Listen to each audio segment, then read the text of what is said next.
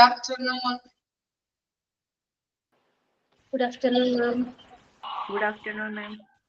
Good afternoon. Happy New Year. Happy New Year. Happy New Year, ma'am. Happy New Year, ma'am.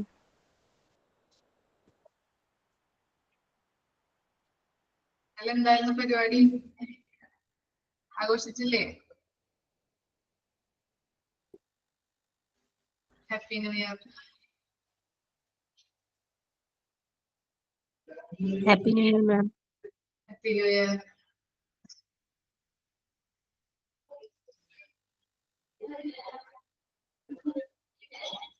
Okay, start ചെയ്യാം നമുക്ക്. Chapter materials management കേട്ടോ. നമ്മൾ എടുത്തത് എത്ര വരെയാണ് എടുത്തത്?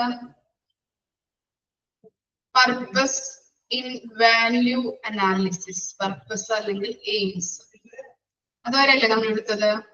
ഇനി നെക്സ്റ്റ് ടോപ്പിക് സ്റ്റാർട്ട് ചെയ്യാം കേട്ടോ. Organisation structure of materials management department. Page number മിസ്സിന്റെ കയ്യിലില്ല, പേജ് നമ്പർ അറിയുന്നവരൊന്ന് പറഞ്ഞു കൊടുത്തോളൂ കേട്ടോ. ഇനി നെക്സ്റ്റ് ടോപ്പിക് ആണ് organisation structure of materials management department. നമ്മൾ പഠിക്കുമ്പോൾ ഓരോ ചാപ്റ്റർ പഠിക്കുമ്പോൾ അതിന്റെ ഹൈറാർക്കി അങ്ങനെയുള്ള സ്ട്രക്ചറുകൾ നമ്മൾ പഠിക്കാറില്ലേ? അതുപോലെ തന്നെ മെറ്റീരിയൽസ് മാനേജ്മെന്റ് ഡിപ്പാർട്ട്മെന്റിനും ഒരു സ്ട്രക്ചർ ഉണ്ട്. അപ്പോ ഏറ്റവും ടോപ്പ് പൊസിഷനിൽ നിൽക്കുന്നത് ആരാണ്? നമ്മുടെ കഴിഞ്ഞ ക്ലാസ്സിൽ പഠിച്ചല്ലോ, ആരുടെ കീഴിലാണ് എല്ലാ ഡിപ്പാർട്ട്മെന്റിന്റെ എല്ലാ കാര്യങ്ങളും ആരുടെ കീഴിലാണ് ചെയ്യുന്നത്? ആരുടെ കീഴിലാണ് ചെയ്യുന്നത്? പർച്ചേസുമായിട്ട് ബന്ധപ്പെട്ട എല്ലാ കാര്യങ്ങളും ചെയ്യുന്നത് ആരാണ്? അല്ലെങ്കിൽ ആരുടെ കീഴിലാണ്? ആരുടെ കീഴിലായിരുന്നു? എന്താണ്? മെറ്റീരിയൽസ് അല്ലെ, പർച്ചേസ് മാനേജറുടെ കീഴിലാണ്. അപ്പോ ഇവിടെ എന്താണ്? മെറ്റീരിയൽസ് മാനേജ്മെന്റ് ഡിപ്പാർട്ട്മെന്റില് ഫസ്റ്റ് പൊസിഷനിൽ നിൽക്കുന്ന വ്യക്തി എന്ന് പറയുന്നത് ആരാണ്? മെറ്റീരിയൽസ് മാനേജർ ആണ്. ഇനി എന്താണ്? ഇങ്ങനെ രണ്ട് വിഭാഗങ്ങളായിട്ട് മെറ്റീരിയൽസ് മാനേജറിന്റെ കീഴില് പർച്ചേസ് എന്നും സ്റ്റോർസ് എന്നും ഡിപ്പാർട്ട്മെന്റ് ഉണ്ട്. അപ്പോ ആ ഡിപ്പാർട്ട്മെന്റിനെ അല്ലെങ്കിൽ രണ്ട് വിഭാഗങ്ങളായിട്ട് തിരിഞ്ഞിട്ടാണ് ബാക്കിയുള്ള എല്ലാ പ്രവർത്തനങ്ങളും അവിടെ നടക്കുന്നത്. പർച്ചേസ് ഡിപ്പാർട്ട്മെന്റ് ഉണ്ട്, സ്റ്റോർസ് ഡിപ്പാർട്ട്മെന്റ് ഉണ്ട്. അതില് പർച്ചേസ് ഡിപ്പാർട്ട്മെന്റില് ഏറ്റവും ഫസ്റ്റ് പൊസിഷനിൽ നിൽക്കുന്നത് ആരായിരിക്കും? പർച്ചേസ് മാനേജർ ആയിരിക്കും. അവിടെ ഒന്ന് നോട്ട് ചെയ്ത് വെച്ചോളൂ കേട്ടോ. പർച്ചേസിന്റെ അടുത്തായിട്ടൊന്ന് നോട്ട് ചെയ്ത് വെച്ചാൽ മതി. പർച്ചേസിന്റെ വിഭാഗത്തിൽ അല്ലെങ്കിൽ പർച്ചേസിംഗ് വിഭാഗത്തിലെ ഏറ്റവും ടോപ്പ് പൊസിഷനിൽ നിൽക്കുന്ന വ്യക്തി എന്ന് പറയുന്നത് പർച്ചേസ് മാനേജർ ആണ്. ഇനി അദ്ദേഹത്തിന് കീഴിൽ വരുന്നത് ആരാണ്? അസിസ്റ്റന്റ് മാനേജർ ഉണ്ടാവും. ഇനി അവർക്ക് കീഴിൽ വരുന്നത് ആരാണ്? Purchase assistant. കിട്ടിയോ? മനസ്സിലായോ? മെറ്റീരിയൽസ് മാനേജർ ഉണ്ടാവും ഏറ്റവും ടോപ്പ് പൊസിഷനില്. അദ്ദേഹത്തിന് കീഴിൽ രണ്ട് വിഭാഗങ്ങളായിട്ട് തിരിഞ്ഞിട്ടാണ് അടുത്ത പ്രവർത്തനങ്ങൾ നടത്തുന്നത്. പർച്ചേസിനും സ്റ്റോർസിനുമാണ് വിഭാഗത്തിന്റെ പേര്. അല്ലെങ്കിൽ പർച്ചേസ് ഡിപ്പാർട്ട്മെന്റ്, സ്റ്റോർസ് ഡിപ്പാർട്ട്മെന്റ് ഉണ്ടാവും എന്ന് വിചാരിച്ചാൽ മതി കേട്ടോ. പർച്ചേസ് ഡിപ്പാർട്ട്മെന്റില് ഏറ്റവും ടോപ്പ് പൊസിഷനിൽ നിൽക്കുന്നത് ആരാണ്? പർച്ചേസ് മാനേജർ ആണ്. അവർക്ക് കീഴിൽ വരുന്നത് അസിസ്റ്റന്റ് മാനേജർ ഉണ്ട്. അദ്ദേഹത്തിന് കീഴിൽ വരുന്നത് പർച്ചേസ് അസിസ്റ്റന്റ് ആണ്. മനസ്സിലായോ? പർച്ചേസിന്റെ കാര്യങ്ങൾ പിടികിട്ടിയോ? ഇനി എന്താണ്? സ്റ്റോർസ് ഡിപ്പാർട്ട്മെന്റ് അല്ലെ. സ്റ്റോർസ് ഡിപ്പാർട്ട്മെന്റിലെ ഏറ്റവും ടോപ്പ് പൊസിഷനിൽ വരുന്നത് ആരായിരിക്കും? പർച്ചേസ് മാനേജർ ആയിരുന്നു.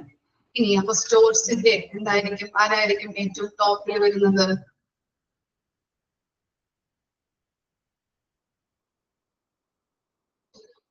ആരായിരിക്കും? എന്താണ്? സ്റ്റോർസ് മാനേജർ അല്ലെ. പർച്ചേസ് ഡിപ്പാർട്ട്മെന്റില് പർച്ചേസ് മാനേജർ ആയിരുന്നു ഏറ്റവും ഫസ്റ്റ് ലെവലില്. അതുപോലെ സ്റ്റോർസ് ഡിപ്പാർട്ട്മെന്റില് സ്റ്റോർസ് മാനേജർ ആണ്. സ്റ്റോർസ് മാനേജർ ഒന്ന് അവിടെ എഴുതി വെച്ചോളൂ കേട്ടോ. സ്റ്റോർസ് മാനേജർ, അസിസ്റ്റന്റ് മാനേജർ ഉണ്ടാവും. അതിന് കീഴിൽ വരുന്നത് സ്റ്റോർ കീപ്പർ. മനസ്സിലായോ? ഇതാണ് organisation structure of materials management department എന്ന് പറയുന്നത്. ഫസ്റ്റ് ലെവലിൽ അല്ലെങ്കിൽ ഏറ്റവും ടോപ്പ് ആയിട്ട് നിൽക്കുന്നത് ആരാണ്? മെറ്റീരിയൽസ് മാനേജർ ആണ്. ഇനി രണ്ട് വിഭാഗങ്ങളായിട്ട് തിരിച്ചിട്ടാണ് ബാക്കിയുള്ള എല്ലാ പ്രവർത്തനങ്ങളും ഇവിടെ നടക്കുന്നത്. പർച്ചേസ് ഡിപ്പാർട്ട്മെന്റ് ഉണ്ട്, സ്റ്റോർസ് ഡിപ്പാർട്ട്മെന്റ് ഉണ്ട്. പർച്ചേസിൽ ഏറ്റവും ടോപ്പ് ലെവലിൽ വരുന്നത് പർച്ചേസ് മാനേജർ മാനേജർ, അദ്ദേഹത്തിന് കീഴിൽ വരുന്നത് അസിസ്റ്റന്റ് മാനേജർ, അവർക്ക് കീഴിൽ വരുന്നതാണ് പർച്ചേസ് അസിസ്റ്റന്റ്. ഇനി സ്റ്റോഴ്സ് ഡിപ്പാർട്ട്മെന്റിൽ ഏറ്റവും ടോപ്പ് പൊസിഷനിൽ അല്ലെങ്കിൽ ടോപ്പ് ആയിട്ട് നിൽക്കുന്നത് ആരാണ്? സ്റ്റോഴ്സ് മാനേജർ ഉണ്ടാവും. അവർക്ക് കീഴിൽ വരുന്നത് അസിസ്റ്റന്റ് മാനേജർ, അസിസ്റ്റന്റ് കീഴിൽ വരുന്നത് സ്റ്റോർ കീപ്പർ. മനസ്സിലായോ? ഡൗട്ട് ഉണ്ടോ? ഓർഗനൈസേഷൻ സ്ട്രക്ചർ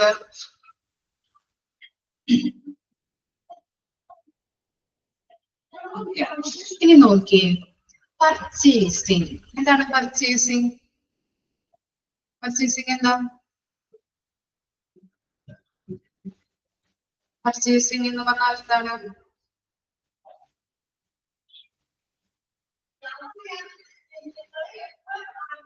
വാങ്ങുക അല്ലെ, സാധനങ്ങൾ വാങ്ങിക്കുക അല്ലെ, മെറ്റീരിയൽസ് വാങ്ങിക്കുക, അങ്ങനെയാണ് പർച്ചേസിംഗ് എന്ന് പറയുന്നത്. നോക്കിയേ, purchasing is the arranged acquisition of goods and services for the buying entity. Entity എന്ന് പറഞ്ഞാൽ എന്താ? Entity എന്താ?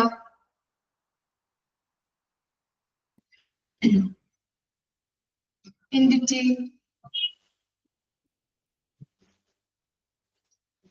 എന്ന് പറഞ്ഞാൽ എന്താ?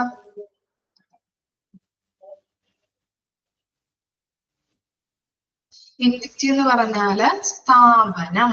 ഓക്കെ, സ്ഥാപനം എന്നാണ് ഇപ്പൊ അർത്ഥം വരുന്നത്, അല്ലെങ്കിൽ ഓർഗനൈസേഷൻ.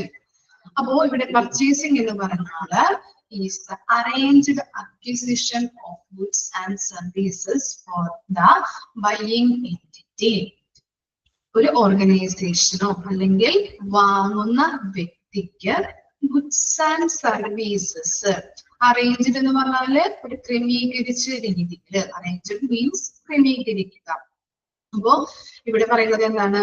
ഒരു സ്ഥാപനത്തിനോ അല്ലെങ്കിൽ വാങ്ങുന്ന വ്യക്തിക്കോ ഗുഡ്സ് ആൻഡ് സർവീസസുകൾ ഒരു ക്രമീകരിച്ച രീതിയിൽ ലഭ്യമാക്കുന്ന രീതിയാണ് പർച്ചേസിംഗ് എന്ന് പറഞ്ഞാല്. മനസ്സിലായോ? എന്താ പറഞ്ഞത്?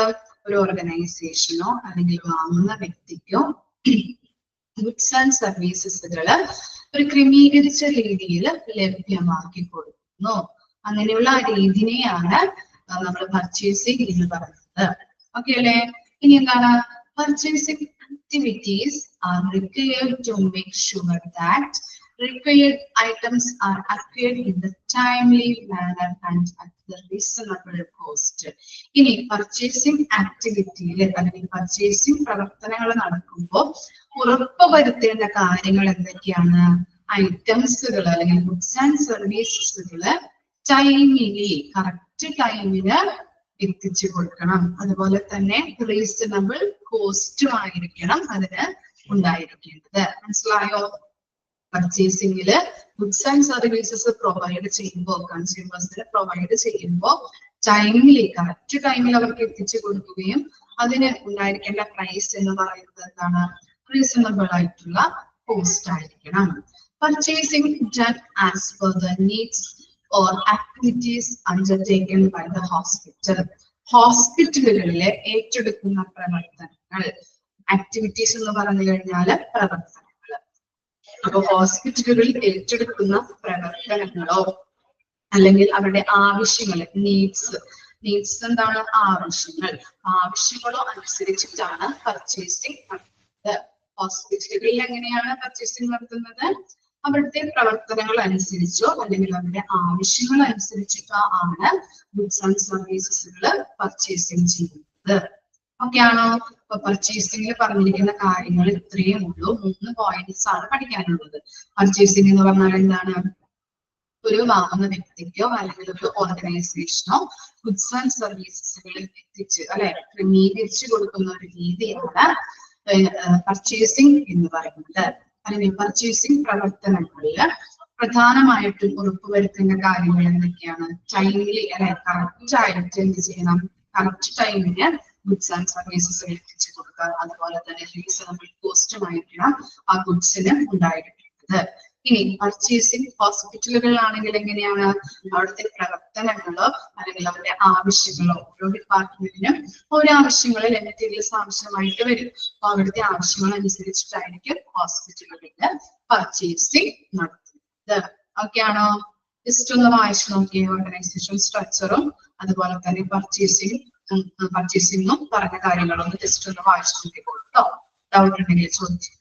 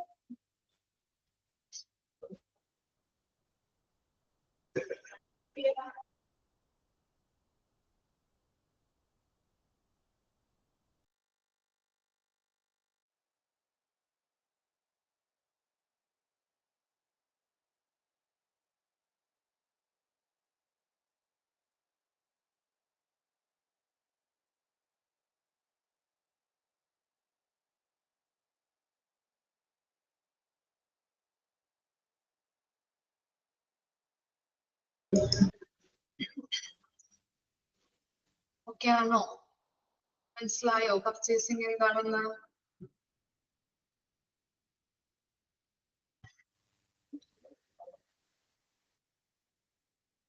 ഓക്കെ, ഇനി നെക്സ്റ്റ് നോക്കിയേ. Objectives of purchasing department. Purchasing ഡിപ്പാർട്ട്മെന്റിന്റെ ഒബ്ജക്റ്റീവ്സ് എന്തൊക്കെയാണ്? To get the right quality, right quantity, right price from a right എന്നാക്കണം കേട്ടോ. അവിടെ right എന്നാണ്, right എന്നാക്കാം. Right vendor or source vendor rating evaluation at the right time, delivery period at the right place. ഇനി അവിടെ of delivery 16 hours of purchasing, അതിന് എന്താണ് bracket കൊടുത്തിട്ടുണ്ട് അല്ലെ? അതൊന്നും ജസ്റ്റ് ഒന്ന് വെട്ടിക്കളഞ്ഞോളൂ കേട്ടോ. അവിടെ ബ്രാക്കറ്റ് വേണ്ട. Of delivery 16 hours of purchasing, അവിടെ ബ്രാക്കറ്റ് വേണ്ട, ആവശ്യമില്ല. വെട്ടിക്കളഞ്ഞോ? ഇനി അവിടെ ഒരു തിരുത്തലും കൂടി ഉണ്ട് കേട്ടോ. Of delivery 6 hours of purchasing ആക്കാം. 16 അല്ല 6th, 6 ആക്കാം കേട്ടോ. ക്ലിയർ ആയോ?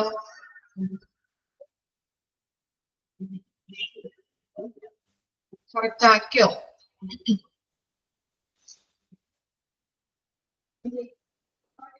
ഓക്കെ, അപ്പോ നമ്മൾ മാർക്കറ്റിംഗിൽ നമ്മൾ പഠിച്ചിട്ടുണ്ടായിരുന്നു അല്ലെ? 4 P's ഓഫ് മാർക്കറ്റിംഗ്. ഏതൊക്കെയായിരുന്നു 4 P's ഓഫ് മാർക്കറ്റിംഗ്?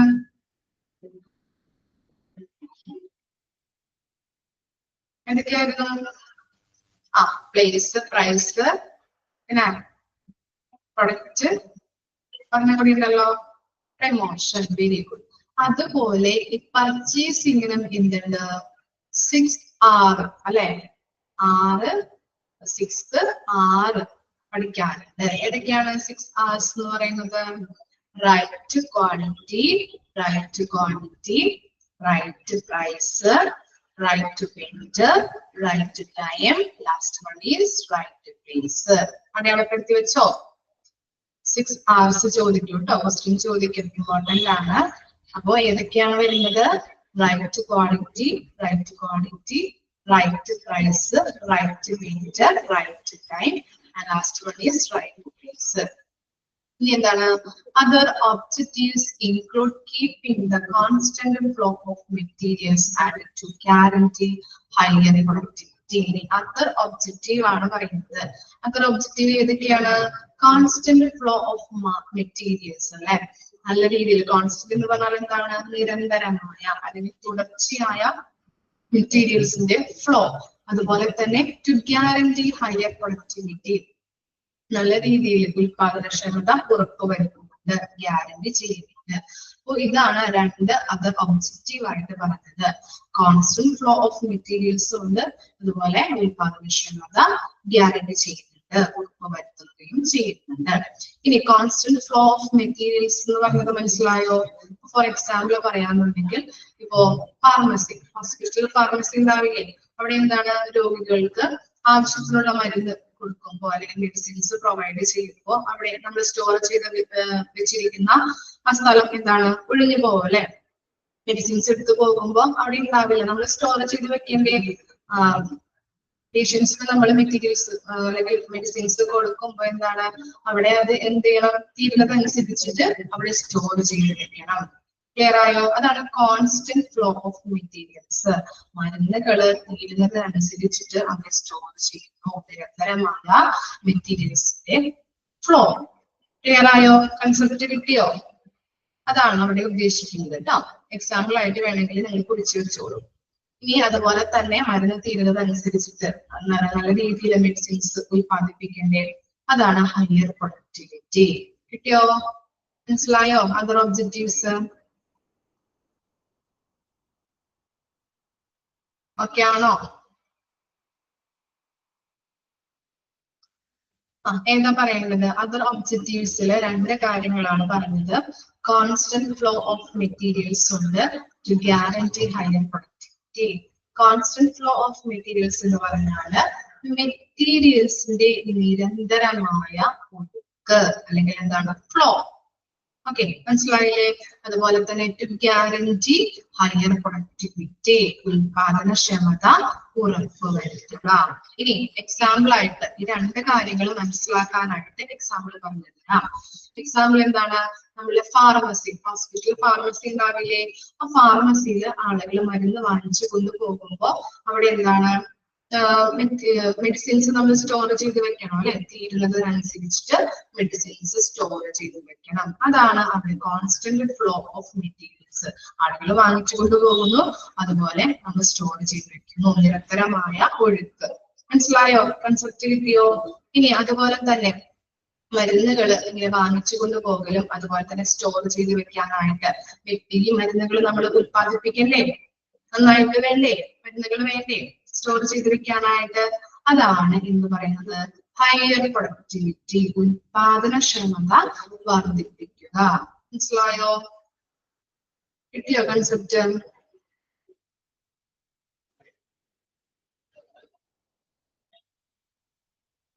ഡൗട്ട് ഉണ്ടോ? ഇനി പറയണോ മിസ്?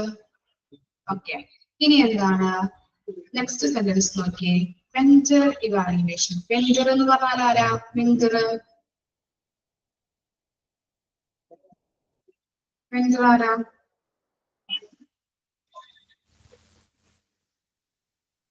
വെഞ്ചർ ആരാ? കച്ചവടക്കാരൻ. ഓക്കെ, അല്ലെങ്കിൽ വസ്തു വിൽക്കുന്ന വ്യക്തി. വസ്തു വിൽക്കുന്ന വ്യക്തി അല്ലെങ്കിൽ കച്ചവടക്കാരൻ. എങ്ങനെയാണ് ഒരു കച്ചവടക്കാരനെ ഇവാലുവേഷൻ ചെയ്യുന്നത് അല്ലെങ്കിൽ വിലയിരുത്തുന്നത്? നോക്കിയേ, is performed relying on quality, rating and delivery time. അല്ലെ? അയാള് അല്ലെങ്കിൽ എന്താണ് ആ കച്ചവടക്കാരൻ കറക്റ്റ് ക്വാളിറ്റിയില് അതുപോലെ തന്നെ കൃത്യമായ ടൈമിലും സാധനങ്ങൾ എത്തിച്ചു കൊടുക്കണം. അങ്ങനെയാണ് അയാളെ നമ്മൾ വിലയിരുത്തുന്നത്. ഓക്കെ, കച്ചവടക്കാരനെ എങ്ങനെയാണ് സപ്ലയറെ അല്ലെങ്കിൽ വെഞ്ചറെ എങ്ങനെയാണ് വിലയിരുത്തുന്നത്? കറക്റ്റ് ടൈമില് കറക്റ്റ് ക്വാണ്ടിറ്റിയില് സാധനങ്ങൾ എത്തിച്ചു കൊടുക്കുക. ഇനി venture has to be trustworthy. എന്താണ് ട്രസ്റ്റ് വർത്തി എന്ന് പറഞ്ഞാല്? ട്രസ്റ്റ് വർത്തി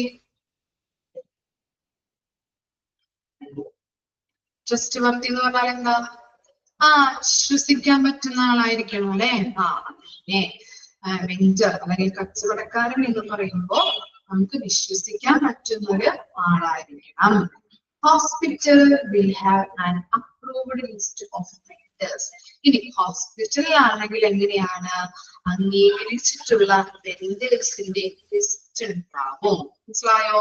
ഹോസ്പിറ്റലിലാണെങ്കിൽ ഈ കച്ചവടക്കാരെ അംഗീകരിച്ചിട്ടുള്ള, അപ്രൂവ്ഡ് എന്ന് പറഞ്ഞാല് അംഗീകരിച്ചിട്ടുള്ള ഒരു വെൻഡേഴ്സിന്റെ ലിസ്റ്റ് ഉണ്ടാവും. ആ ലിസ്റ്റിൽ നോക്കിയിട്ട് അവർക്ക് യോജിച്ചതായിട്ടുള്ള വെൻഡേഴ്സിനെ സെലക്ട് ചെയ്ത് അവർക്ക് പർച്ചേസ് ഓർഡർ കൊടുക്കുന്നു. മനസ്സിലായോ? ഹോസ്പിറ്റൽ എങ്ങനെയാ ചെയ്യുന്നത്? വെൻഡേഴ്സിന്റെ ലിസ്റ്റ് നോക്കിയിട്ട് അനുയോജ്യമായിട്ടുള്ള വെൻഡേഴ്സിനെ സെലക്ട് ചെയ്ത് അവര് പർച്ചേസ് ഓർഡർ കൊടുക്കുന്നു. കിട്ടിയോ? മനസ്സിലായോ?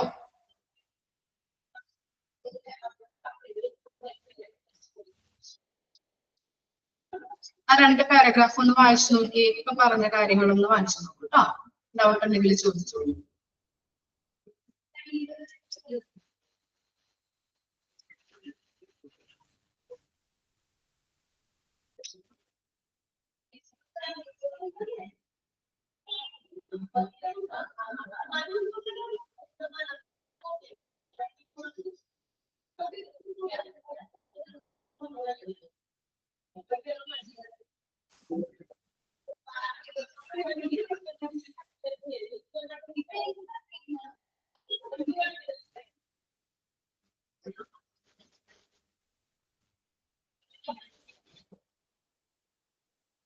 കിട്ടിയോ? 2 പാരഗ്രാഫും മനസ്സിലായോ?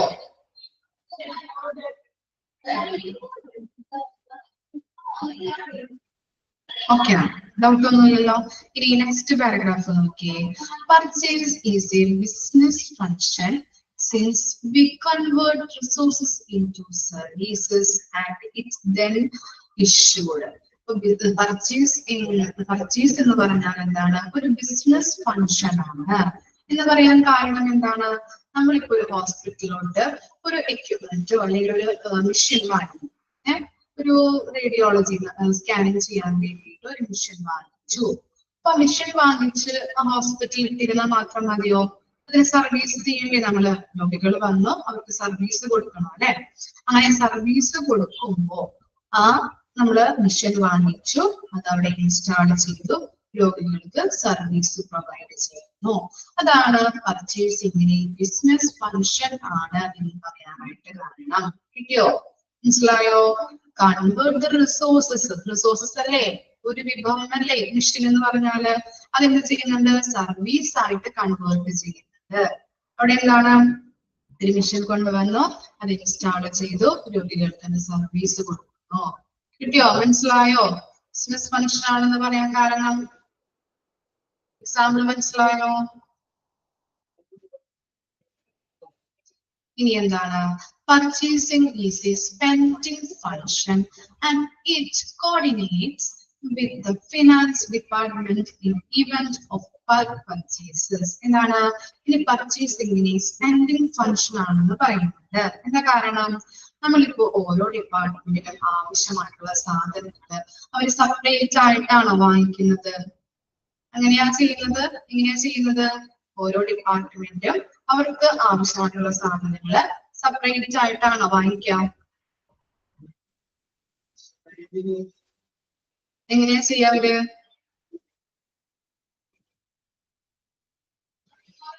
പർച്ചേസ് ഡിപ്പാർട്ട്മെന്റിനോട് പറഞ്ഞ് ഒരുമിച്ച് വാങ്ങിക്കും അല്ലെ? അപ്പൊ ഇവിടെ ഓരോ ഡിപ്പാർട്ട്മെന്റിനും ആവശ്യമായിട്ടുള്ള സാധനങ്ങള് ബൾക്കായിട്ടാണ് പർച്ചേസ് ചെയ്യുന്നത്. അതുകൊണ്ട് തന്നെ ഒരു കോർഡിനേഷൻ അല്ലെ, ഫിനാൻസ് ഡിപ്പാർട്ട്മെന്റിനോട് ചേർത്തിട്ട് ഒരു കോർഡിനേറ്റ് ആയിട്ടാണ് എല്ലാ കാര്യങ്ങളും ചെയ്യുന്നത്. ബൾക്കായിട്ട് പർച്ചേസ് ചെയ്യുമ്പോൾ അവർക്ക് എന്താവശ്യമായിട്ട് വരുന്നുണ്ട്? ഫിനാൻസ് ആവശ്യമായിട്ട് വരും അല്ലെ? ആ ഫിനാൻസ് ഡിപ്പാർട്ട്മെന്റിനോട് ചേർന്നുകൊണ്ട് ഓരോ കാര്യങ്ങളും ഒരുമിച്ച് നിന്ന് പ്രവർത്തിക്കുന്നതിലൂടെയാണ് പർച്ചേസിംഗിനെ സ്പെൻഡിംഗ് ഫംഗ്ഷൻ എന്ന് പറയുന്നത്. ഓക്കെ ആണോ? ബിസിനസ് ഫംഗ്ഷൻ എന്താണെന്ന് പറഞ്ഞു, സ്പെൻഡിംഗ് ഫംഗ്ഷൻ എന്താണെന്ന് പറഞ്ഞു. ക്ലിയർ ആയോ?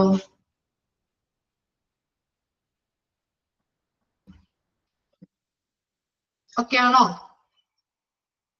ഡൗട്ട് വരുന്നുണ്ടോ? ഇനി എന്താണ്? Purchasing is a vigorous management activity as we require proper planning of materials, price forecasting, demand forecasting, organizing, coordination, able administration and timely decision. Purchasing എന്ന് പറഞ്ഞാൽ എന്താണ്? വിഗോറസ് മാനേജ്മെന്റ് ആക്ടിവിറ്റി എന്നും കൂടിയും പറയുന്നുണ്ട്. വിഗോറസ് എന്ന് പറഞ്ഞാൽ എന്താണ്? വിഗോറസ് കരുത്തുള്ള ഒരു മാനേജ്മെന്റ് ആക്ടിവിറ്റി.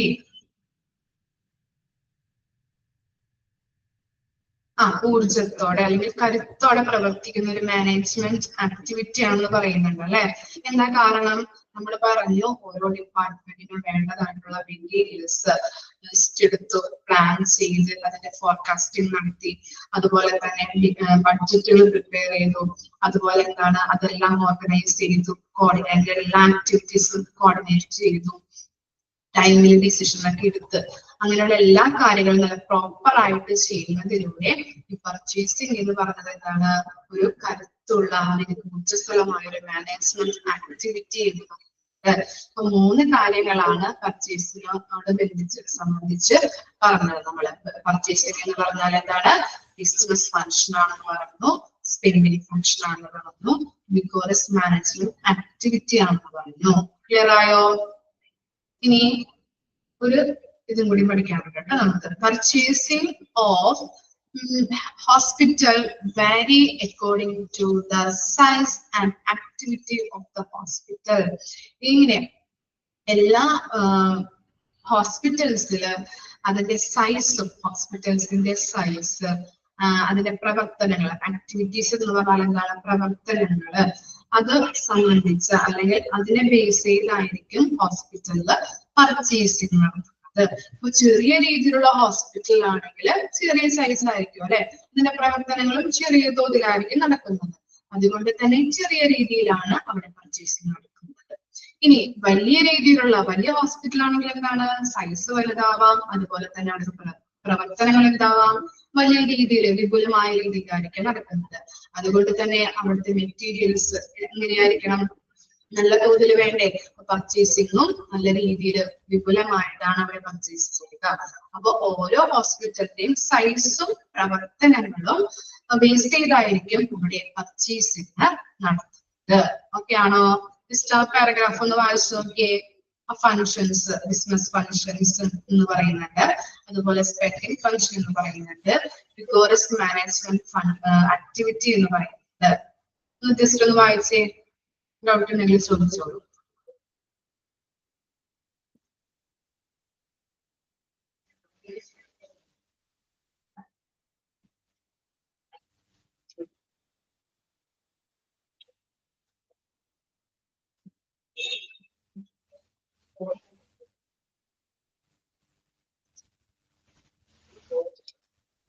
സ്പെൻഡിങ് ഫങ്ഷൻ പറയണോ?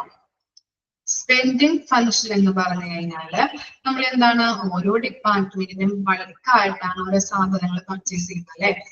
പല പല ഡിപ്പാർട്ട്മെന്റിനും പല പല മെറ്റീരിയൽസ് ആവശ്യമാണ്. അതുകൊണ്ട് തന്നെ ഹോസ്പിറ്റലിലേക്ക് എങ്ങനെയാണ് പർച്ചേസ് ചെയ്യുന്നത്? ബൾക്കായിട്ടാണ് പർച്ചേസ് ചെയ്യുന്നത്.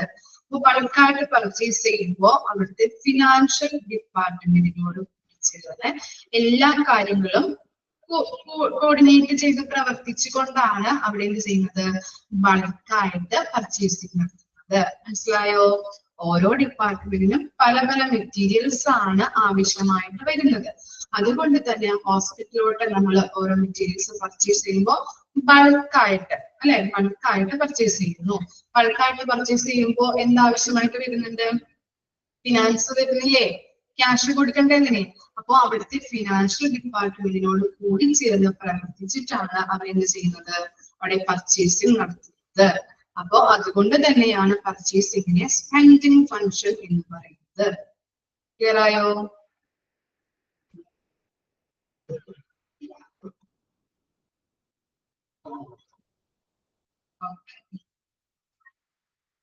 ഇനി ഡൗട്ട് വല്ലതുണ്ടോ?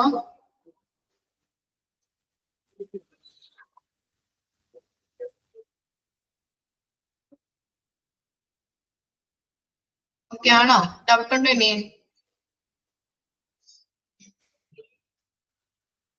ഓക്കെ, ക്ലിയർ ആണ്. ഇനി നെക്സ്റ്റ് ടോപ്പിക് ആണ് 3 types of purchase in hospital. 3 രീതിയിൽ നമുക്ക് ഹോസ്പിറ്റലിലോട്ട് മെറ്റീരിയൽസ് പർച്ചേസ് ചെയ്യാം. എങ്ങനെയെല്ലാം ചെയ്യാം? Local purchase, purchase from supplier, import purchase. നിങ്ങൾക്ക് അറിയാൻ പറ്റും ലോക്കൽ പർച്ചേസ് എന്താണ്? എന്താ ലോക്കൽ പർച്ചേസ്? പറഞ്ഞു നോക്കിയേ, ലോക്കൽ പർച്ചേസ് എന്തായിരിക്കും?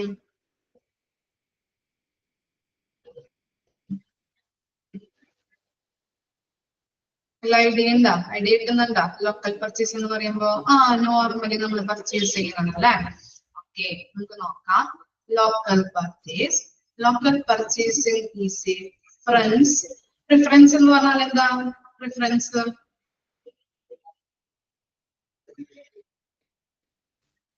പ്രിഫറൻസ് മുൻഗണന കൊടുക്കുന്നത് കേട്ടോ.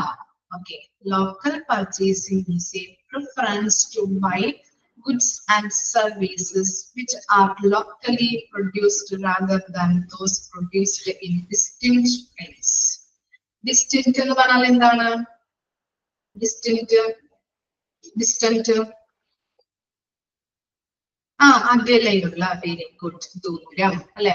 അപ്പോ ഇവിടെ ലോക്കൽ പർച്ചേസ് ചെയ്യുമ്പോ നമ്മൾ ഏറ്റവും കൂടുതൽ പ്രിഫറൻസ് മുൻഗണന കൊടുക്കുന്നത് എവിടെയായിരിക്കും? അടുത്തുള്ള, ലോക്കലായിട്ടുള്ള അല്ലെങ്കിൽ എന്താണ് അടുത്തുള്ള പ്ലേസിൽ നിന്ന് പർച്ചേസ് ചെയ്യാനാണ് കൂടുതലും മുൻഗണന കൊടുക്കുന്നത്. ദൂരെ സ്ഥലത്ത് നിന്ന് പർച്ചേസ് ചെയ്യാതെ അടുത്തുള്ള സ്ഥലങ്ങളിൽ പോയി പർച്ചേസ് ചെയ്യാനായിട്ടാണ് ലോക്കൽ പർച്ചേസിംഗില് പ്രിഫറൻസ് കൊടുക്കുന്നത്. ഫോർ എക്സാമ്പിൾ പറയാന്നുണ്ടെങ്കിൽ ഇപ്പോ എന്താണ്, നിങ്ങൾ ഒരു മാസത്തേക്ക് സൂപ്പർ മാർക്കറ്റിലൊക്കെ പോയിട്ട് എല്ലാ സാധനങ്ങളും വാങ്ങിച്ചു. അപ്പോ ഒരു ദിവസം നോക്കുമ്പോ നിങ്ങൾക്ക് കറി വെക്കാനായിട്ട് എന്താണ് ഉള്ളിയൊക്കെ അരിഞ്ഞ് നിങ്ങൾ എന്ത് ചെയ്യും? ചട്ടിയിൽ കറി വെക്കാനായിട്ട് ഉള്ളിയൊക്കെ ഇട്ട് ഗ്യാസ് ഓൺ ചെയ്തു. അപ്പൊ നോക്കുമ്പോ എന്താണ്? വെളിച്ചെണ്ണ ഇല്ലെങ്കിൽ നിങ്ങൾ എന്ത് ചെയ്യും? എന്താ ചെയ്യാ?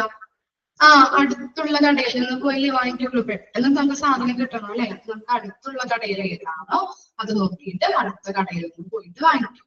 അതാണ് ലോക്കൽ പർച്ചേസ്. മനസ്സിലായോ? പിടികിട്ടിയോ ലോക്കൽ പർച്ചേസ് എന്താണെന്ന്? ഇനി എന്താണ്? Purchase from supplier. എന്താണ്? വിതരണക്കാരന്റെ കയ്യിൽ നിന്നും വാങ്ങിക്കുന്നത്. ഇങ്ങനെയാണ് നോക്കിയേ. When the purchase order is required by your supplier. എന്താണ്? പർച്ചേസ് ഓർഡർ കൊടുക്കുന്നത് ആർക്കാണ്? വിതരണക്കാരനല്ലേ? നമ്മുടെ കസ്റ്റമർ ആണെങ്കിൽ വിതരണക്കാരനോട് പറയും അല്ലെ, എനിക്ക് ഇന്ന മെറ്റീരിയൽസ് അല്ലെങ്കിൽ പ്രൊഡക്റ്റ് വേണം, ഇത്ര ക്വാണ്ടിറ്റിയിൽ വേണം എന്ന് പറഞ്ഞിട്ട് നമ്മൾ പർച്ചേസ് ഓർഡർ കൊടുക്കുന്നു. ഇനി എന്താണ്? It forms a valid agreement between you and your supplier. അല്ലെ? നമ്മള് സാധനം വാങ്ങിക്കുമ്പോ സപ്ലയറും നമ്മളും തമ്മിലൊരു വാലിഡ് എഗ്രിമെന്റ് ഉണ്ടാക്കുന്നുണ്ട്. ആരൊക്കെ തമ്മിലാണ് വാലിഡ് എഗ്രിമെന്റ് ഉള്ളത്? ആരൊക്കെ തമ്മിലാണ്? നമ്മൾ കടയിൽ നിന്ന് ഒരു സാധനം വാങ്ങിക്കുമ്പോ ബയറും കസ്റ്റമറും തമ്മിലുള്ളൊരു വാലിഡ് എഗ്രിമെന്റിൽ വരുന്നില്ല അവിടെ? അതാണ് വാലിഡ് എഗ്രിമെന്റ്.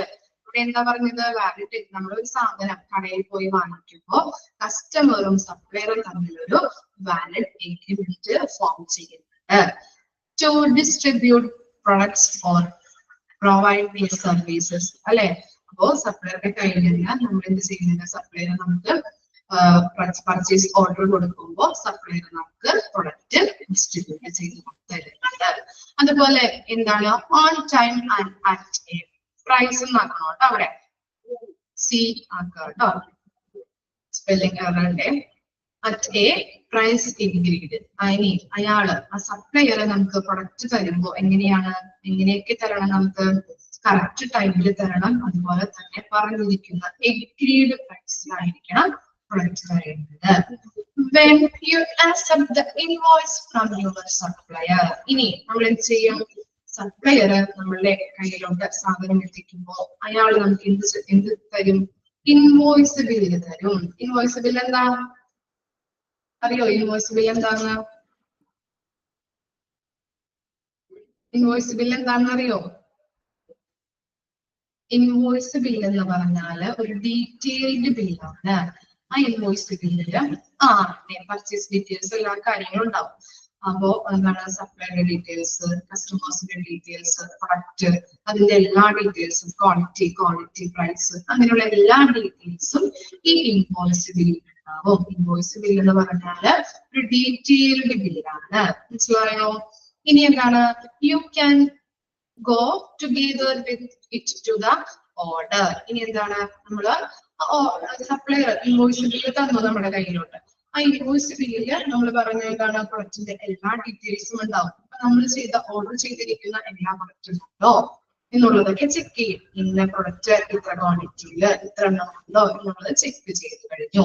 അതിനുശേഷം എന്താണ് and post it to your account. ഇപ്പൊ ഹോസ്പിറ്റലാണെങ്കിൽ എന്താണ് ഇന്ന ക്വാണ്ടിറ്റിയിൽ ഇത്ര ക്വാണ്ടിറ്റിയിൽ പ്രൊഡക്റ്റ് ഉണ്ടോ അല്ലെങ്കിൽ മെഡിസിൻസ് ഉണ്ടോ എന്നൊക്കെ ചെക്ക് ചെയ്തതിനു ശേഷം എന്ത് ചെയ്യും, അവരുടെ അക്കൗണ്ടിലോട്ട് അല്ലെങ്കിൽ ഇൻഫർമേഷൻ സിസ്റ്റത്തിലോട്ട് അത് രേഖപ്പെടുത്തും. മനസ്സിലായോ? ഇത്രയും കാര്യങ്ങളാണ് പർച്ചേസ് ഫ്രം സപ്ലയർ എന്നുള്ളതിൽ പറഞ്ഞത് കേട്ടോ. ഏതൊക്കെയാണ് പറഞ്ഞത്? നമ്മള് ആദ്യം സപ്ലയർ കസ്റ്റമേഴ്സ് പർച്ചേസ് ഓർഡർ കൊടുക്കും അല്ലെ. സാധനം വേണമെന്ന് പറഞ്ഞ് സപ്ലയർക്ക് പർച്ചേസ് ഓർഡർ കൊടുക്കും. ആ ഓർഡർ കൊടുക്കുമ്പോൾ അവരുടെ എഗ്രിമെന്റ് ഫോം ചെയ്യുന്നുണ്ട്. എന്താണത്? സപ്ലയറും കസ്റ്റമറും തമ്മിലുള്ള ഒരു വാലിഡ് എഗ്രിമെന്റ് ഫോം ചെയ്യുന്നു. അതിനുശേഷം അദ്ദേഹം പ്രൊഡക്ട്സ് ഏതൊക്കെയാണ് കസ്റ്റമേഴ്സിന് വേണ്ടത് എന്ന് വെച്ചാല് അത് ഡിസ്ട്രിബ്യൂട്ട് ചെയ്ത് കൊടുക്കുന്നു. അതെങ്ങനെയൊക്കെയാണ്? കറക്റ്റ് ടൈമിൽ കറക്റ്റ് എഗ്രീഡ് തന്നിരിക്കുന്ന പ്രൈസിലായിരിക്കണം കൊടുക്കേണ്ടത്. അതുപോലെ തന്നെ ഇൻവോയ്സ് ബില്ല് പ്രൊവൈഡ് ചെയ്യുന്നത്. ഇൻവോയ്സ് ബില്ല് എന്ന് പറഞ്ഞാൽ ഒരു ഡീറ്റെയിൽഡ് ബില്ലാണ്. കസ്റ്റമേഴ്സിന്റെ ഡീറ്റെയിൽസ്, സപ്ലൈയുടെ ഡീറ്റെയിൽസ്, അതുപോലെ പ്രൊഡക്റ്റിന്റെ എല്ലാ ഡീറ്റെയിൽസും അടങ്ങിയിരിക്കുന്ന ഒരു ഡീറ്റെയിൽഡ് ബില്ലാണ് ഇൻവോയ്സ് ബില്ല് എന്ന് പറഞ്ഞാല്. ഇൻവോയ്സ് ബില്ല് സപ്ലൈ ചെയ്യും, കസ്റ്റമേഴ്സിന് കൊടുക്കും. കസ്റ്റമേഴ്സ് എന്ത് ചെയ്യും? അത് കറക്റ്റ് ആണോ എന്നുള്ളത് ഓർഡർ ചെയ്തിരിക്കുന്നത് പോലെ തന്നെ പറഞ്ഞിരിക്കുന്നത് പോലെ തന്നെയാണ് കൊണ്ടുവന്നിരിക്കുന്നത് എന്നുള്ളത് ചെക്ക് ചെയ്യും. അതിനുശേഷം ഹോസ്പിറ്റലൊക്കെ ആണെങ്കിൽ എന്താണ് അവരുടെ അക്കൗണ്ടില് ഇൻഫർമേഷൻ സിസ്റ്റത്തില് അല്ലെങ്കിൽ എന്താണ് കമ്പ്യൂട്ടറിലോട്ട് അത് എൻ്റർ ചെയ്യും. ക്ലിയർ ആയോ? ഇനി എന്താണ് ഇമ്പോർട്ട് പർച്ചേസ്? ഇമ്പോർട്ട് പർച്ചേസ് അറിയാൻ പറ്റുമോ? Import trade means the purchase of goods from the foreign country. എന്താണ് ഗുഡ്സുകൾ പർച്ചേസ് ചെയ്ത് വരുന്നത് എവിടെ നിന്നാണ്? പർച്ചേസ് ചെയ്യുന്നത് എവിടെ നിന്നാ? ഫോറിൻ കൺട്രീസിൽ നിന്നല്ലേ. ഇറക്കുമതി കേട്ടിട്ടുണ്ടോ നിങ്ങള്? ഇമ്പോർട്ട് എന്ന് പറഞ്ഞാല് ഇറക്കുമതി. ഫോറിൻ കൺട്രീസിൽ നിന്ന് ഗുഡ്സ് ആൻഡ് സർവീസസുകൾ ഇറക്കുമതി ചെയ്യുന്നതിനെയാണ് ഇമ്പോർട്ട് ട്രേഡ് എന്ന് പറയുന്നത്. ഓക്കെ, ഇപ്പോ 3 കാര്യങ്ങളാണ്, 3 ടൈപ്സ് ആണ് പർച്ചേസിൽ നമ്മൾ പഠിച്ചത്. ലോക്കൽ പർച്ചേസ് ഉണ്ട്, പർച്ചേസ് ഫ്രം സപ്ലയർ ഉണ്ട്, ഇമ്പോർട്ട് പർച്ചേസ് ഉണ്ട്. ജസ്റ്റ് ഒന്ന് വായിച്ചു നോക്കിയേ.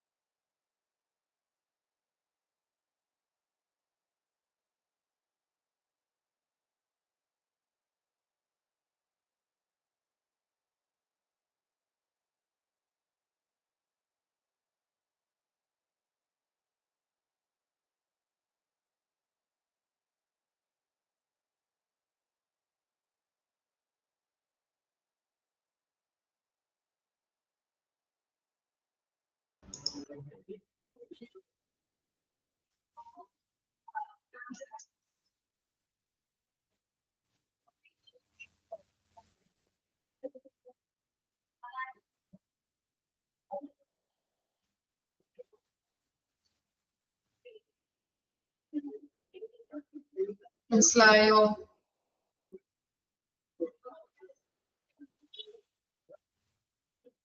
ഓക്കെ ആണ്. ഇനി നെക്സ്റ്റ് പോർഷൻ നോക്കിയേ. In purchasing, the starting point is the recognition of the needs for a materials on a product, vendor or source. Selection has 4 stages. ഇനി purchasing നടത്തുമ്പോൾ അതിന്റെ സ്റ്റാർട്ടിംഗ് പോയിന്റ് എന്നത് എന്താണ്? ഒരു പ്രൊഡക്റ്റ് ഉണ്ടാക്കാനായിട്ട് എത്രത്തോളം മെറ്റീരിയൽ ആവശ്യമായിട്ട് വരുന്നത് എന്നുള്ളത് തിരിച്ചറിയുക. റെക്കഗ്നിഷൻ എന്ന് പറഞ്ഞാൽ എന്താണ്? തിരിച്ചറിയുക. അപ്പോ പർച്ചേസിംഗ് നടത്തുമ്പോൾ അതിന്റെ സ്റ്റാർട്ടിംഗ് പോയിന്റ് എന്നത് എന്താണെന്നാണ് പറയുന്നത്? ഒരു പ്രൊഡക്റ്റ് ഉണ്ടാക്കാനായിട്ട് എത്രത്തോളം മെറ്റീരിയൽസ് ആവശ്യമായിട്ട് വരുന്നുണ്ട് എന്നുള്ളത് തിരിച്ചറിയുക. ഇനി എന്താണ് അതിനായിട്ട് 4 സ്റ്റേജസ് നമ്മൾ ഒരു വെഞ്ചറെ സെലക്ട് ചെയ്യുമ്പോൾ അല്ലെ കച്ചവടക്കാരനെ സെലക്ട് ചെയ്യുമ്പോൾ എന്താണ് 4 സ്റ്റേജസ് ആണ് അതിനകത്തുണ്ട്. ഫസ്റ്റ് വൺ എന്ന് പറയുന്നത് എന്താണ് സർവേ സ്റ്റേജ് ഉണ്ട്, എൻക്വയറി സ്റ്റേജ് ഉണ്ട്, നെഗോഷിയേഷൻ സ്റ്റേജ് ഉണ്ട്, last one is experience stage. ഇപ്പോ സർവേ സ്റ്റേജ് ആണ് ഫസ്റ്റ് വൺ. സർവേ എന്ന് പറഞ്ഞാൽ എന്താണ്? സർവേ എന്താവാം? സർവേ നേരത്തെ പഠിച്ചിട്ടുണ്ടല്ലോ. സർവേ എന്ന് പറഞ്ഞാൽ എന്താ? സർവേ സർവേ എന്ന് പറഞ്ഞാല്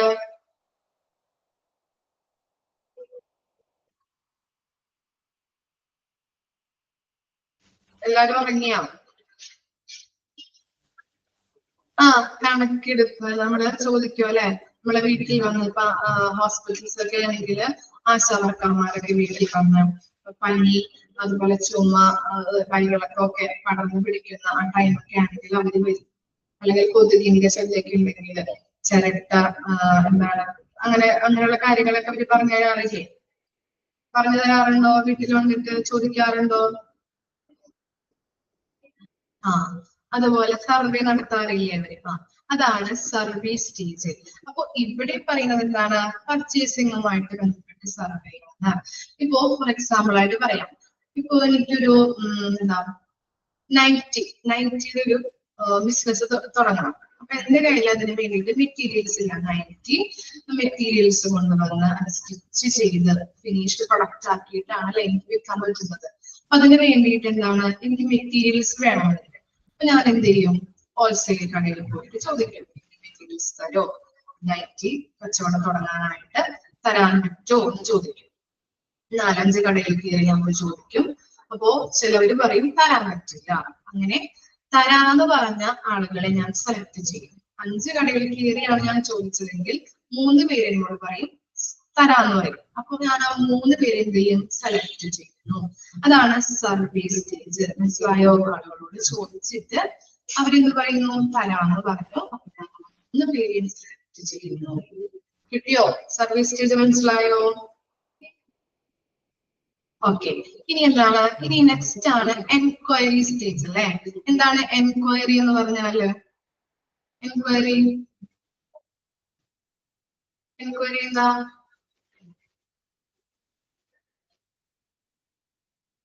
അന്വേഷണം. Very good. അന്വേഷണം. അപ്പൊ സർവേ കഴിഞ്ഞു.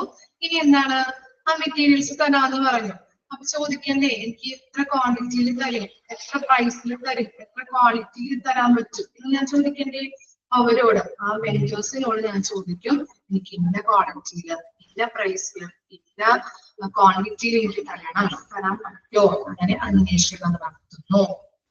അതാണ് എൻക്വയറി സ്റ്റേജ്. സർവേ കഴിഞ്ഞു. ഇനി നെക്സ്റ്റ് സ്റ്റേജ് ആണ് എൻക്വയറി. അന്വേഷണം നടത്തി. ക്ലിയർ ആയോ 2 സ്റ്റേജും? ഇനി നെക്സ്റ്റ് സ്റ്റേജ് ആണ് നെഗോഷിയേഷൻ സ്റ്റേജ്. നെഗോഷിയേഷൻ എന്ന് പറഞ്ഞാൽ എന്താണ്? Negotiation very good. ചർച്ച അല്ലെ.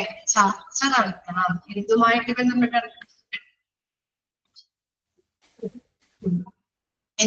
ബന്ധപ്പെട്ടാണ് ചർച്ച നടത്തേണ്ടത്? In terms of quantity, lead time, etc. Lead time ഇവിടെ പറഞ്ഞിട്ടുണ്ട്. നോക്കിയേ, the time between ordering the material നാക്കണം കേട്ടോ. അവിടെ material നാക്കാം. The time between ordering the material and getting it to the department. എന്താണ് ലീഡ് ടൈം എന്ന് പറഞ്ഞാല്? ഒരു മെറ്റീരിയല് നമ്മൾ ഓർഡർ ചെയ്ത് കഴിഞ്ഞ് നമ്മുടെ കയ്യിലോട്ട് അത് കിട്ടുന്നത് വരെയുള്ള ടൈം ഉണ്ടാവുമല്ലോ, അതിനെയാണ് ലീഡ് ടൈം എന്ന് പറയുന്നത്. നമ്മൾ ഒരു മെറ്റീരിയൽ ഓർഡർ ചെയ്തു, അത് നമ്മുടെ കയ്യിലോട്ട് കിട്ടുന്നത് വരെയുള്ള ടൈം, അതിനെയാണ് നമ്മൾ ലീഡ് ടൈം എന്ന് പറയുന്നത്. ഒരു ലീഡ് ടൈം ഉണ്ട്, അതുപോലെ ക്വാളിറ്റി, ക്വാണ്ടിറ്റി. ഇവയെ കുറിച്ചൊക്കെ ചർച്ച നടത്തണം. അപ്പൊ നമ്മൾ പറഞ്ഞു നേരത്തെ 3 പേരെ സെലക്ട് ചെയ്തിട്ടുണ്ട്, അവരോട് എൻക്വയറി അന്വേഷണം നടത്തി. ഇനി 3 പേരുമായിട്ട് ചർച്ച നടത്തുമ്പോ ലീഡ് ടൈം, ക്വാണ്ടിറ്റി, ക്വാളിറ്റിയെ കുറിച്ച് ചർച്ച നടത്തും. അപ്പോ അതിനകത്ത് ഒരാള് പറയും ഞാൻ പറഞ്ഞ കാര്യങ്ങളുമായിട്ട്, അല്ലെങ്കിൽ ഞാൻ പറയും ഇന്ന പ്രൈസിന് എനിക്ക് തരാൻ പറ്റുമോ എന്ന് ചോദിക്കുമ്പോൾ ഒരാൾ പറയുന്നത് എന്താണ്, ചിലപ്പോ 2 ആൾക്കാർ പറയും തരാൻ പറ്റില്ല, അല്ലെ? ചർച്ച നടത്തുമ്പോ അങ്ങനെയാണ്, തരാൻ പറ്റില്ല എന്ന് പറയും. അതിനുശേഷം ചിലപ്പോ ഒരാൾ പറയും ഓക്കെ സമ്മതിച്ചു, ഞാൻ നമുക്ക് എന്താണ് ഡീൽ ഉറപ്പിക്കാന്ന് പറയും, തരാന്ന് പറയും. അപ്പൊ ഒരാള് സമ്മതിച്ചു, അല്ലെ? അപ്പൊ അയാളെ ഞാൻ സെലക്ട് ചെയ്ത് ഞാൻ എന്ത് ചെയ്യും, പർച്ചേസിംഗ് ഓർഡർ കൊടുക്കുന്നു. അതാണ് നെഗോഷിയേഷൻ സ്റ്റേജ്. മനസ്സിലായോ? 3 പേര് തരാൻ സമ്മതിച്ചു. ഇനി ഡീൽ ഉറപ്പിക്കുമ്പോൾ ചർച്ചയുമായിട്ട് ബന്ധപ്പെട്ട് എന്താണ്, 2 ആൾക്കാർ പറയും എനിക്ക് തരാൻ പറ്റില്ല, ഓക്കെ. മറ്റൊരാൾ പറയും എന്ത്, ഓക്കെ ഞാൻ തരാം, മാഡം പറഞ്ഞ പ്രൈസിന് ഞാൻ തന്നേക്കാം എന്ന് പറഞ്ഞിട്ട് ഡീൽ ഉറപ്പിക്കും, കരാർ ഉറപ്പിക്കും. അപ്പോ അയാൾക്ക് ഞാൻ എന്ത് കൊടുക്കും, പർച്ചേസിംഗ് ഓർഡർ കൊടുക്കുന്നു. അയാളെ സെലക്ട് ചെയ്ത് 3 പേരില് ഒരാളെ സെലക്ട് ചെയ്ത് കരാർ ഉറപ്പിക്കുന്നു, പർച്ചേസ് ഓർഡർ കൊടുക്കുന്നു. കിട്ടിയോ? മനസ്സിലായോ? ഇനി എന്താണ് എക്സ്പീരിയൻസ് സ്റ്റേജ് അല്ലേ? എന്താണ് ഞാൻ പറഞ്ഞ എന്റേതായിട്ടുള്ള കറക്റ്റ് ക്വാണ്ടിറ്റിയില്, കറക്റ്റ് പ്രൈസില്, അതുപോലെ തന്നെ ലീവ് ടൈമില്, ഞാൻ പറഞ്ഞ ടൈമിൽ തന്നെയാണ് തരാന്ന് പറഞ്ഞത്. അപ്പൊ എന്താണ്, നല്ലൊരു എക്സ്പീരിയൻസ്, നല്ലൊരു അനുഭവമാണ് എനിക്ക് ഉണ്ടായത് അല്ലെ? അതാണ് ലാസ്റ്റ് വൺ എന്ന് പറയുന്നത് എക്സ്പീരിയൻസ് സ്റ്റേജ്. കിട്ടിയില്ലേ? 4 സ്റ്റേജ് ആണ്. വെണ്ടറെ സെലക്ട് ചെയ്യുമ്പോൾ 4 സ്റ്റേജസ് ആണുള്ളത്. സർവീസ് സ്റ്റേജ് ഉണ്ട്, എൻക്വയറി സ്റ്റേജ് ഉണ്ട്, നെഗോഷിയേഷൻ സ്റ്റേജ് ഉണ്ട്, എക്സ്പീരിയൻസ് സ്റ്റേജ് ഉണ്ട്. കിട്ടിയോ 4 കാര്യങ്ങളും? ഓക്കെ. ഇനി എന്താണ്, പർച്ചേസിംഗ് ഡിപ്പാർട്ട്മെന്റ് ഈസ്, അവിടെ ഒരു മിസ്റ്റേക്ക് ഉണ്ട്, ഹാവ് ഡ്യൂട്ടി എന്നാണ്, ബ്യൂട്ടിഫുൾ ഒന്ന് ജസ്റ്റ് ഒന്ന് വെട്ടിക്കളഞ്ഞിട്ട് have duty. Purchasing departments have duty to spend money judicially, objectively, honestly and effectively. എന്താണ് സ്പെൻഡ് മണി എന്ന് പറഞ്ഞാൽ അറിയാലോ, പണം വിനിയോഗിക്കുന്നത്, അല്ലെങ്കിൽ വിനിയോഗിക്കൽ. ഇനി എന്താണ് ജുഡീഷ്യൽ എന്ന് പറഞ്ഞാൽ എന്താണ്,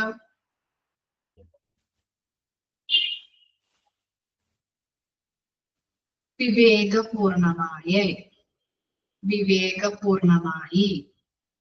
ഇനി ഒബ്ജക്റ്റീവില് എന്താണ്, വസ്തുനിഷ്ഠമായി.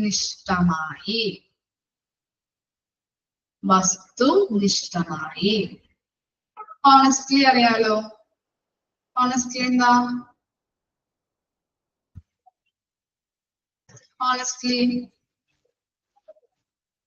ഓണസ്റ്റ്ലി എന്താ, സത്യസന്ധമായി. ആൻഡ് എഫക്റ്റീവ്ലി എന്താ,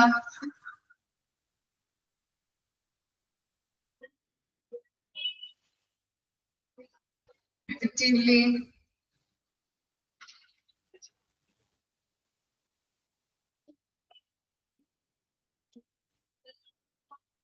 കാര്യക്ഷമമായി. ഓക്കെ. അപ്പോ എന്താണ് സ്പെൻഡ് മണി, ഈ പർച്ചേസിംഗ് ഡിപ്പാർട്ട്മെന്റിന്റെ ഡ്യൂട്ടി എന്ന് പറയുന്നത് എങ്ങനെയാണ്, പണം വിനിയോഗിക്കുന്ന ഡ്യൂട്ടി എന്ന് പറയുന്നത് എങ്ങനെയാണ്, നല്ല രീതിയിൽ അല്ലെ, വിവേകപൂർണമായി, അതുപോലെ തന്നെ എന്താണ് വസ്തുനിഷ്ഠമായും സത്യസന്ധമായും കാര്യക്ഷമമായും വേണം പണം വിനിയോഗിക്കാനായിട്ട്. ഓക്കെ, മനസ്സിലായില്ലേ? പർച്ചേസിംഗ് ഡിപ്പാർട്ട്മെന്റിന്റെ മെയിൻ ഡ്യൂട്ടി എങ്ങനെയാണ്, പണം വിനിയോഗിക്കുന്ന ഡ്യൂട്ടി എന്ന് പറയുന്നത് എങ്ങനെയാണ്, ജുഡീഷ്യലായിട്ട് വിവേകപൂർണമായും വസ്തുനിഷ്ഠമായും സത്യസന്ധമായും കാര്യക്ഷമമായിട്ടും വേണം പണം വിനിയോഗിക്കാൻ. ഓക്കെ ആണോ? ഇനി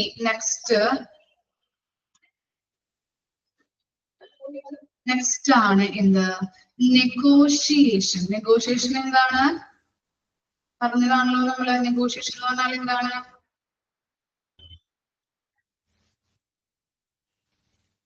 നെഗോഷിയേഷൻ ചർച്ച. വെരി ഗുഡ്, ചർച്ച. അറിയാത്തവർ ജസ്റ്റ് ഒന്ന് എഴുതി വെച്ചോ. നെഗോഷിയേഷൻ എന്ന് പറഞ്ഞാൽ ചർച്ച. Okay, negotiation is a two-way communication between buyer and seller. Note ചെയ്ത് വയ്ക്കുക, ഇമ്പോർട്ടന്റ് ആണ്. നെഗോഷിയേഷൻ എന്ന് പറഞ്ഞാല് രണ്ടുപേര് തമ്മിലുള്ള ഒരു കമ്മ്യൂണിക്കേഷൻ ആണ് ബയർ ആൻഡ് സെല്ലർ. പിന്നെന്താണ്?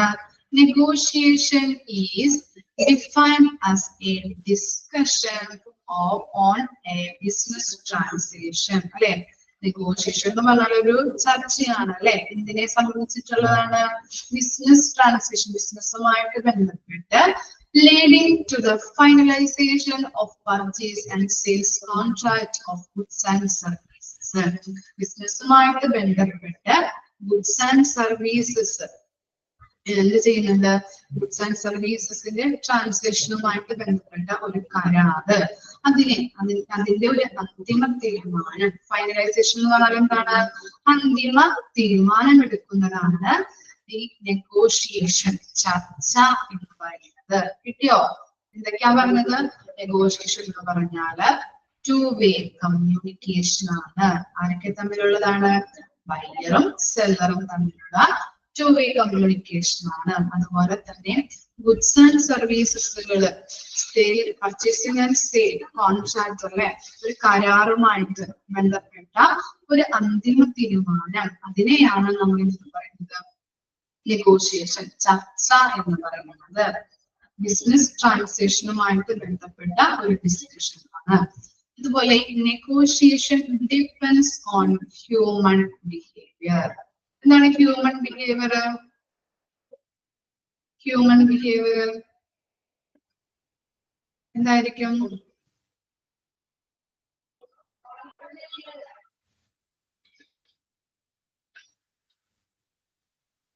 മനുഷ്യ സ്വഭാവം. Very good. എന്താണ് നെഗോഷിയേഷൻ എന്ന് പറഞ്ഞാല്? അത് ഡിപ്പെൻഡ് ചെയ്യുന്നത് എന്താണ്?